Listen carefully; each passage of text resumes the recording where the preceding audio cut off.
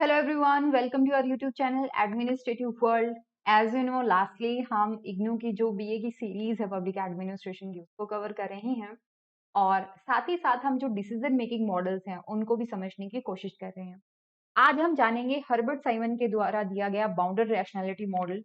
Even if you are preparing for civil service examination, for UGC net exam और for college exams, सब में Herbert Simon is one of the favourite thinker, you can say one of the important thinker. आप चाह करके भी Herbert Simon की जो bounded rationality का कॉन्सेप्ट है वो इग्नोर नहीं कर सकते, even if you want to prepare for college exam. तो हर्बर्ट साइमन का ये जो बाउंडेड रैशनैलिटी मॉडल है, ये है क्या, कब दिया गया, किस तरीके से ये आज भी रेलेवेंट है। मोर देन 70 इयर्स हो चुके हैं बट ये स्टिल रेलेवेंट है। उन सब चीजों के बारे में जानेंगे। Let's first focus on who was Herbert Simon. तो Herbert Simon, I just want कि आप एक बार गूगल करके इनके बारे में जाने, थोड़ा सा देखें कौन थे ये। एक वो होता है ना, picture memory kind of thing आपके दिमाग में रहती है, तो आप ज्यादा इजीली डिफरेंशिएट कर पाएंगे। हर्बर्ट साइमन ने बुक लिखी थी 1957 में, एडमिनिस्ट्रेटिव बिहेवियर, और ये सबसे इंपॉर्टेंट वर्क माना जाता है in the field of decision making. इन्होंने माना था कि जो रैशनैलिटी मॉडल है डिसीजन मेकिंग में वो नॉन रियलिस्टिक है। याद रखिएगा, रैशनैलिटी का इन्होंने रिफाइंड वर्जन दिया था जिसको कहते हैं बाउंडेड रैशनैलिटी। इन्होंने कहा था हम रैशनल होंगे लेकिन एक लिमिटेशन के साथ। हम प्योर रैशनल नहीं हो सकते। Pure rationality is non realistic and principles are non attainable. Now you may wonder what is rationality. Rationality is like choosing the best alternative available, best resources का यूटिलाइजेशन करने के लिए, sorry, to utilize the resources in best manner, you choose the best alternative, that's called rationality. Pure rationality is not possible, that was said by Herbert Simon. इन्होंने कहा था कि organisation जो वो एक रियल और एक आइडियल वन नहीं होना चाहिए, रियल वन होना चाहिए। ये ध्यान रखिएगा, ऑर्गेनाइजेशन रियलिस्टिक पर्सन इनको हम कह सकते हैं, आइडियलिस्ट ये नहीं थे। इन्होंने कहा कि जो डिसीजन मेकिंग है वो रैशनल चॉइस पर बेस्ड होती है, बट रैशनैलिटी का मतलब क्या हुआ, it is concern with the selection of preferred behaviour alternative in terms of some system of values, और हम बिहेवियर को, कॉन्सिक्वेंसेज को हम इवेलुएट कर सकते हैं। ठीक है, इसमें क्या हुआ इसको समझिए कि हमें एक डिसीजन लेना है। फॉर एग्जाम्पल मुझे फोन लेना है कोई, उसमें मैंने देखा मेरे पास चार अल्टरनेटिव है कि मुझे अंडर 30,000 ये चार फोन पसंद आए। उसमें से मैं कौन सा चूज कर रही हूँ, ये मेरा वैल्यू सिस्टम है, मैं अपनी प्रेफरेंस के हिसाब से मैं ये वाला फोन चूज कर रही हूँ। फोन एक्स मान लीजिए मैंने चूज कर लिया, तो ये क्या है, ये डिसीजन मेकिंग है। मैंने अल्टरनेटिव चूज किया, अल्टरनेटिव में मैंने कॉन्सिक्वेंस देखे, उसके कॉन्सिक्वेंसेस के बेसिस पे मैंने उनको चूज कर लिया। तो ये सारी चीजें, पहली बात तो ये, जब हम रैशनैलिटी को लेकर के चल रहे हैं, ध्यान से समझिए, रैशनैलिटी को लेकर के चल रहे हैं तो एक जो डिसीजन मेकर होता है वो, उसको सारे अल्टरनेटिव्स पता होने चाहिए। 30,000 में मेरे पास ये चार ही फोन क्यों है, पहले तो मुझे जितने फोन अवेलेबल हो सकते हैं 30,000 में मुझे सबका पता होना चाहिए। सेकेंडली, मैं हर एक फोन के फीचर्स और फिर उसके कॉन्सिक्वेंसेस को देख पाऊं, वो मुझे पता होना चाहिए। यहाँ पर उन्होंने कहा रैशनैलिटी कुछ टाइप्स की होती है, कुछ क्लासिफाई करने की कोशिश करी उन्होंने रैशनैलिटी को। पहला उन्होंने कहा ऑब्जेक्टिवली रैशनल।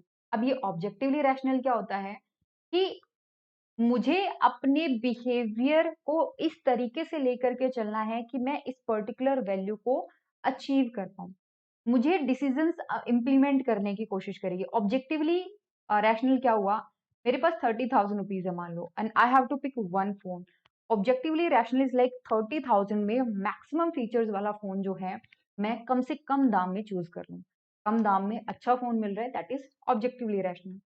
सब्जेक्टिवली रैशनल क्या होता है, मैं जो अचीव करना चाहती हूँ, फॉर एग्जाम्पल मेरी प्रेफरेंस है, I want a good camera phone और गेमिंग के लिए मुझे चाहिए मान लीजिए, तो उस पर्टिकुलर पर्पज के लिए हम क्या करते हैं, सब्जेक्टिवली रैशनल होने की कोशिश करते हैं। भी कैमरा थोड़ा कम हो ठीक चल जाएगा, गेमिंग परफॉर्मेंस बहुत अच्छी होनी चाहिए, दैट इज सब्जेक्टिवली रैशनल। मैं कुछ एग्जाम्पल के साथ समझा रही हूँ, आप इसको एक दो बार खुद पढ़ेंगे ना तो आप इसकी शायद हो सकता है और बेटर एग्जाम्पल के साथ, अपने खुद के एग्जाम्पल के साथ इसको समझ पाए। Then comes the consciously rational. Consciously rational क्या होता है, मेरा कुछ ऑब्जेक्टिव है, फॉर एग्जाम्पल आप नेट के लिए प्रिपेयर कर रहे हैं और आपके पास तीन चार तरीके हैं प्रिपेयर करने के। आप कोचिंग ले सकते हैं, आप लाइव क्लास ऑनलाइन ज्वाइन कर सकते हैं, आप सेल्फ स्टडी कर सकते हैं, या ऑफलाइन कोचिंग ज्वाइन कर सकते हैं। कुछ ऐसे चार पांच ऑप्शन है, उसमें से आप कौन सा चूज करते हो, कॉन्शियसली दिमाग में आपको है। दिमाग में आप सोच के चल रहे हो उस हिसाब से। डेलिबरेटली रैशनल क्या होता है, हम यहाँ पर मीन्स टू एंड्स को डेलिबरेटली मतलब जानबूझकर हम उसको क्या कर रहे हैं, एडजस्ट कर रहे हैं। ऑर्गेनाइजेशनली रैशनल, हम ऑर्गेनाइजेशन के गोल को अचीव करने के लिए, मैक्सिमम अचीव करने के लिए we are working. Personally rational क्या होता है, जो मेरे खुद के गोल्स हैं उनको अचीव करने के लिए हम वर्किंग। तो रैशनैलिटी कुछ टाइप की होती है, वो हर्बर्ट साइमन ने हमें बताया था। बट हर्बर्ट साइमन ने टोटल रैशनैलिटी के कॉन्सेप्ट को रिजेक्ट कर दिया था, क्योंकि उनके हिसाब से ये अनरियलिस्टिक अजम्पशन पर बेस्ड है। एक इंडिविजुअल को सारी नॉलेज नहीं हो सकती on all aspect of an issue, उसको सारी नॉलेज नहीं हो सकती, साथ ही साथ उसको टाइम भी उसके पास बहुत कम है, उसके पास एक लिमिटेड कंप्यूटेशनल एबिलिटी है। ऑल्दो मेरे पास मान लो सारे अल्टरनेटिव अवेलेबल हैं, बट मेरे पास वो एबिलिटी नहीं है मैं सबके कॉन्सिक्वेंसेस को प्रिडिक्ट कर पाऊं।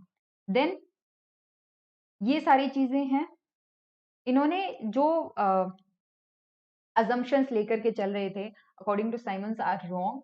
एंड साइमन के हिसाब से जो अभी तक assumptions हम लेकर के चले about rationality, these all are wrong. कुछ लिमिटेशंस है डिसीजन मेकिंग के प्रोसेस में, in terms of skills, habits, values, conception of purpose, as well as the extent of knowledge relevant to this job। तो हमें ऑर्गेनाइजेशन को हम ये कह सकते हैं कि वो टोटल रैशनैलिटी में काम नहीं कर रहा। ह्यूमन बीइंग थोड़ा सा रैशनल है, बट एक बाउंडेड कॉन्सेप्ट है, रिस्ट्रिक्टेड सेंस में है। तो उन्होंने कहा कि डिसीजन जो है वो बाउंडेड रैशनैलिटी पर बनाए जाते हैं। इन्होंने दो कॉन्सेप्ट दिए, इसको समझिए आप। दो कॉन्सेप्ट दिए, एक दिया इन्होंने बाउंडेड रैशनैलिटी का, और दूसरा उन्होंने मॉडल दिया था सेटिस्फाइसिंग का। सेटिस्फाइसिंग क्या होता है, ये सेटिस्फेक्शन और सफाइस, सफिशिएंट है, सफाइस है, सेटिस्फेक्शन एंड सफाइस दोनों से मिला करके इन्होंने वर्ड बनाया सेटिस्फाइसिंग।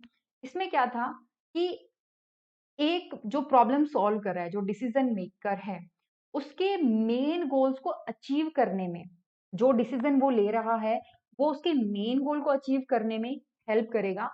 बट बट ऐसा नहीं है कि उसने सारी पॉसिबिलिटीज, सारे आउटकम्स को, सारी इंफॉर्मेशन को उसने एनालाइज किया हो, नहीं।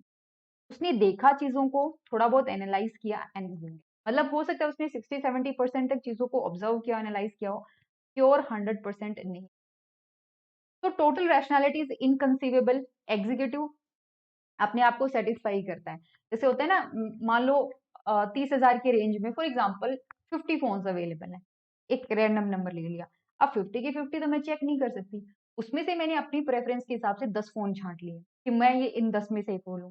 तो ये क्या हुआ, ये मैंने अपने गोल्स को अचीव करने के लिए अपनी जो प्रोसेस थी उसको थोड़ा सा लिमिट कर दिया। ये क्या कहलाता है, ये आपका सेटिस्फाइसिंग कहलाता है। एक अच्छी चॉइस जो है वो मैं लेकर के चल रही हूँ।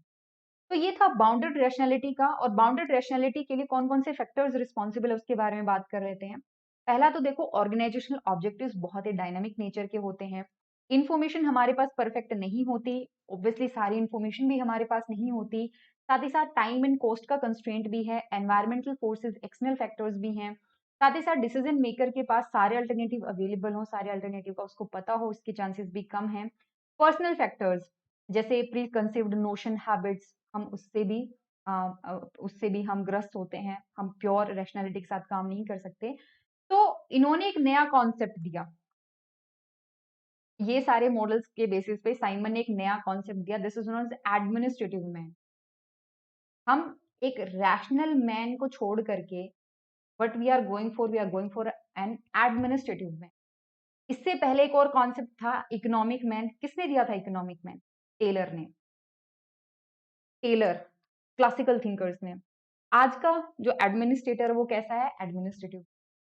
एडमिनिस्ट्रेटिव मैन कौन होता है, ये ध्यान रखिएगा, जो कि सेटिस्फाइसिंग डिसीजंस को लेकर के काम कर रहा है, concern about taking satisficing decisions, while the economic man is concerned about maximizing। ये बेसिक फर्क है। और इसमें जो है 3-4 एक्टिविटीज आती हैं जो मैंने लास्ट लेक्चर में कवर कराई थी। कौन कौन सी? इंटेलिजेंस एक्टिविटी डिसीजन में, अगर आपने लास्ट लेक्चर नहीं दिया तो वो देख लीजिएगा। डिजाइन एक्टिविटी, और तीसरी आती है चॉइस एक्टिविटी। ठीक ठीक है। प्रोग्राम्ड और नॉन प्रोग्राम्ड डिसीजन, उससे भी पिछले वाले लेक्चर में हम कवर कर चुके हैं, तो एक बार इस पूरी प्लेलिस्ट को देख लीजिएगा। 2-3 जो लेक्चर हैं वो हेल्प करेंगे आपको असाइनमेंट को और भी बेहतर तरीके से समझने में। ठीक है। कल हम लिंड ब्लूम का जो इंक्रीमेंटल मॉडल है उसको हम कवर करेंगे। एक आपके लिए इंफॉर्मेशन की, हम बहुत जल्द पीएसआईआर से लेकर के रिलेटेड मटेरियल हम लेकर के आने वाले हैं आपके लिए। तो फटाफट से आपने शेयर करना है इस इंफॉर्मेशन को और सब्सक्राइब करना है हमारे यूट्यूब चैनल को, साथ ही साथ कमेंट करिएगा जरूर। मुझे पता है आप लोग जरूर कमेंट करेंगे। एंड जाने से पहले और तो मेरे पास कुछ नहीं बताने के लिए अभी फिलहाल। कल मिलते हैं with new model of decision making, और ये हेल्प करेंगे आपको एक अच्छा एडमिनिस्ट्रेटर बनने में जो यूपीएससी के लिए प्रिपेयर करें। Take care and bye bye.